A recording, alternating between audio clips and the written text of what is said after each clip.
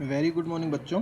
देखिए अगला जो पॉइंट है आपका वो है अवसर लागत की धारणा, कॉन्सेप्ट ऑफ अपॉर्चुनिटी कॉस्ट। देखिए अवसर लागत क्या होती है। अवसर लागत की अवधारणा अर्थशास्त्र की एक महत्वपूर्ण अवधारणा है, बहुत इंपॉर्टेंट है।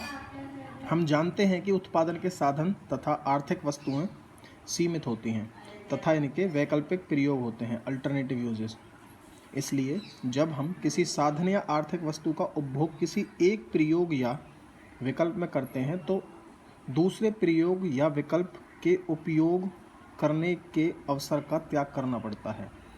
जो फैक्टर होते हैं हम उनका अगर एक जगह यूज़ करते हैं तो उनका दूसरी जगह यूज़ नहीं हो सकता। क्यों? क्योंकि फैक्टर क्या होते हैं, लिमिटेड होते हैं। जैसे 100 रुपये हैं, 100 रुपये में आप कुछ चीज़ें खरीद सकते हैं, सब कुछ तो नहीं खरीद सकते ना।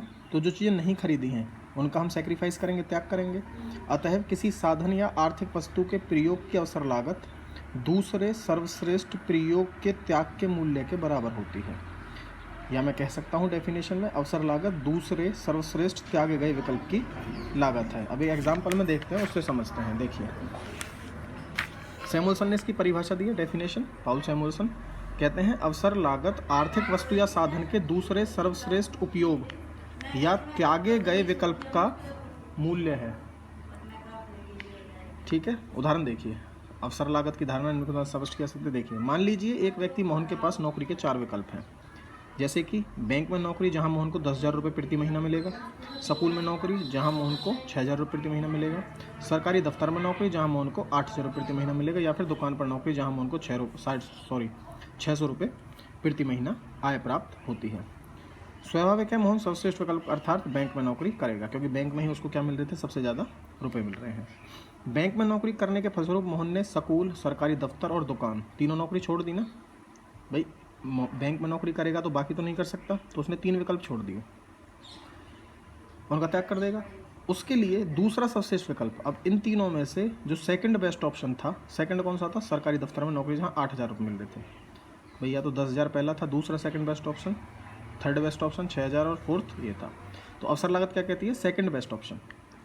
दूसरा सर्वश्रेष्ठ विकल्प सरकारी दफ्तर में नौकरी करने का अवसर जिसका मूल्य रुपये 8,000 है। इसलिए बैंक में नौकरी करने की अवसर लागत दूसरे सर्वश्रेष्ठ उपयोग का मूल्य अर्थात सरकारी दफ्तर में नौकरी करने से प्राप्त आय 8,000 रुपये होगी, जिसका उसे त्याग करना पड़ेगा। मोहन की अवसर लागत स्कूल में नौकरी से प्राप्त आय या दुकान में नौकरी से प्राप्त आय नहीं होगी, क्योंकि हमें केवल कौन सा ऑप्शन देखना है, सेकंड बेस्ट ऑप्शन देखना है।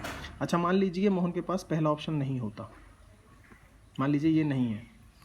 अब कितने ऑप्शन बचे हैं, 3, 1, 2 और 3, दूसरा, तीसरा, चौथा। इसमें से वो कौन सी नौकरी करेगा, सरकारी दफ्तर वाली, जहाँ से 8,000 रुपये मिल रहे हैं। अब कोई बोले आपसे कि भाई 8,000 की अवसर लागत बताइए क्या है, तो 8,000 के लिए सेकंड बेस्ट ऑप्शन क्या है, 6,000 या 600, 6,000। तो 8,000 की अवसर लागत दूसरे त्यागे गए सर्वश्रेष्ठ विकल्प की लागत यानी कि 6,000 होगी। अब मान लो ये 8,000 वाला भी नहीं है, अब केवल 2 ही विकल्प है, 6,000 वाला और 600 वाला। मोहन कौन सा सेलेक्ट करेगा, 6,000 करेगा। और अवसर लागत क्या होगी 6,000 की, 600 रुपये, क्योंकि सेकंड बेस्ट ऑप्शन यही है। ठीक है, समझ गए बात। तो अवसर लागत क्या कहती है, त्यागे गए दूसरे सर्वश्रेष्ठ विकल्प की लागत पहले वाले की क्या होती है, अवसर लागत होती है। ठीक है बच्चों, पीपीसी में भी यही बात है। अवसर लागत तथा संभावना की धारणा पीपीसी भी सेम यही काम करता है। कैसे, देखिए अवसर लागत की धारणा को उत्पाद संभावना के साथ स्पष्ट किया जा सकता है। चित्र 11 में उत्पादन संभावना वक्र AB को प्रकट किया गया है। AB एक क्या है, उत्पादन संभावना वक्र है। एक दिए हुए साधन की सहायता से y अक्ष पर गेहूं और x अक्ष पर चने का उत्पादन प्रकट किया जाता है। y पर क्या है, गेहूं, और x पर क्या है, चने का उत्पादन है।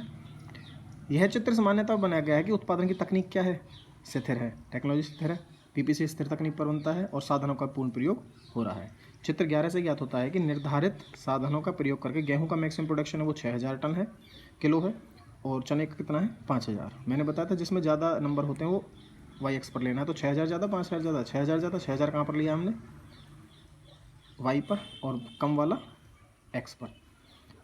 यदि उन साधनों का प्रयोग करके केवल गेहूं का उत्पादन ही किया जाएगा तो गेहूं की अवसर लागत क्या होगी, सेकंड बेस्ट ऑप्शन क्या था हमारे पास, या तो हम चना उत्पादन कर सकते थे, गेहूं हमने सारा क्या कर लिया, गेहूं उत्पादन कर लिया, तो सेकंड बेस्ट ऑप्शन चना, चने की 5,000 जो कीमत है वो क्या होगी, गेहूं की अवसर लागत होगी। अगर हम चना करते तो चने की अवसर लागत क्या होती, गेहूँ की। ठीक है, गेहूँ का मूल्य क्लियर है।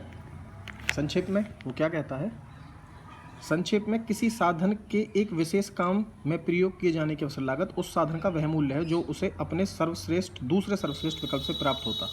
हमें यह ध्यान रखना चाहिए कि अवसर लागत की धारणा का आधार त्यागे जाने वाले वस्तु की अवसर का विकल्प है, अवसर या उसका विकल्प है। उदाहरण के लिए एक फर्म अपने स्वयं स्वामित्व तथा स्वयं प्रयोग वाले साधन अर्थात अपने निजी साधनों के लिए कोई भुगतान नहीं करती, परंतु उनकी भी अवसर लागत होती है, क्योंकि उनके द्वारा किसी एक वस्तु का उत्पादन करने के लिए किसी दूसरे वस्तु का जिसका उनकी सहायता से उत्पादन हो सकता था का त्याग करना पड़ता है। स्वयं निजी साधन, जैसे कि मान के चलिए हमारा स्कूल है, इसमें मुकेश सर हैं जो अपनी ही कोई कार लगवा देते हैं, ठीक है। अब वो क्या कार को सैलरी ले रहे होंगे उस कार की? नहीं ले रहे, ठीक है। लेकिन अगर वो उस कार को ओला में या कहीं और किसी में प्राइवेट टैक्सी में चलवाते तो वहाँ से सैलरी आती ना। तो इसका मतलब क्या हुआ, स्कूल में लगाने की अवसर लागत क्या है? जो वहाँ किसी प्राइवेट ओला कंपनी में या किसी में वो गाड़ी चलती उसका जो मूल्य आएगा, ठीक है। अगला पॉइंट क्या है? सीमांत अवसर लागत। सीमांत अवसर लागत क्या है? सीमांत का मतलब क्या होता है? अतिरिक्त अवसर लागत आपने पढ़ ली है। तो अतिरिक्त मार्जिन अपॉर्चुनिटी कॉस्ट क्या है देखिए, डेफिनेशन देख लेते हैं सीधा, पहले ही पढ़ते हैं। सीमांत अवसर लागत की धारणा अर्थशास्त्र की एक महत्वपूर्ण धारणा है। यह धारणा दो मान्यताओं पर आधारित है। पहला क्या है? उत्पादन के साधनों की मात्रा क्या है? स्थिर है। जो उत्पादन के साधन है वो स्थिर है और उत्पादन की तकनीक भी स्थिर है। इन मान्यताओं के आधार पर यदि कोई उत्पादक दो वस्तुओं x तथा y का उत्पादन कर रहा है तो वह x वस्तु का उत्पादन तभी बढ़ा सकता है जब y का उत्पादन घटेगा। कब बढ़ा सकता है? x वस्तु का उत्पादन तभी बढ़ा सकता है जब y का उत्पादन घटेगा। क्यों? क्योंकि x वस्तु की एक अतिरिक्त इकाई की सीमांत अवसर लागत y वस्तु के उत्पादन की मात्रा में होने वाली कमी है। क्योंकि साधन स्थिर है, इसलिए जब x का बढ़ेगा तो y का क्या हो जाएगा? कम, और अगर y का बढ़ेगा तो x का कम हो जाएगा। अन्य शब्दों में x वस्तु की सीमांत अवसर लागत सही प्राय y वस्तु के उत्पादन की मात्रा में होने वाली उस कमी से है जो x वस्तु की एक अतिरिक्त इकाई का उत्पादन करने के फलस्वरूप होती, जबकि उत्पादन के साधन और तकनीक क्या है? स्थिर है। उदाहरण देखते हैं। मान लीजिए सीमांत अवसर लागत की धारणा को निम्न स्पष्ट किया जा सकता है। मान लीजिए एक किसान के पास 1 एकड़ भूमि है, लिमिटेड फैक्टर है, 1 एकड़ जमीन है हमारे पास। वह उत्पादन की आधुनिक तकनीक का प्रयोग करके दो वस्तुओं का उत्पादन करता है, जिसमें कि गेहूं और चना है। चने का उत्पादन है 4 टन मैक्सिमम और गेहूं का उत्पादन है 10 टन नहीं सॉरी क्विंटल, ठीक है। यदि वह उसी भूमि पर उस तकनीक का प्रयोग करके चने के उत्पादन में 1 क्विंटल की वृद्धि करना चाहता है तो उसे गेहूं के उत्पादन में जितनी कमी करनी पड़ेगी वह गेहूं के उत्पादन में होने वाली कमी 1 क्विंटल चने की अतिरिक्त मात्रा की अवसर लागत कहलाएगी। मेरे कहने का मतलब वही है बार बार कि जितना हम सेक्रीफाइस कर रहे हैं वही कॉस्ट क्या होती है, जितना हमने गेन किया है उसकी क्या होती है? अवसर लागत होती है, ठीक है। तो सीमांत अवसर लागत क्या है? अब इसका फार्मूला क्या बनता है? सीमांत अवसर क्या है? जिस वस्तु के उत्पादन में हानि हुई है उसे ऊपर लेना है और जिस वस्तु के उत्पादन में लाभ हुआ उसे नीचे लेना है। मतलब जिसका उत्पादन बढ़ा है वह तो ऊपर आएगा और जिसका उत्पादन कम हुआ है वह क्या आएगा? नीचे आएगा, ठीक है। जैसे कि एक डायग्राम से समझते हैं इसको, देखिए। चलो मैं उसे कॉपी पर बना के समझाता हूँ आपको, ठीक है। Thank you.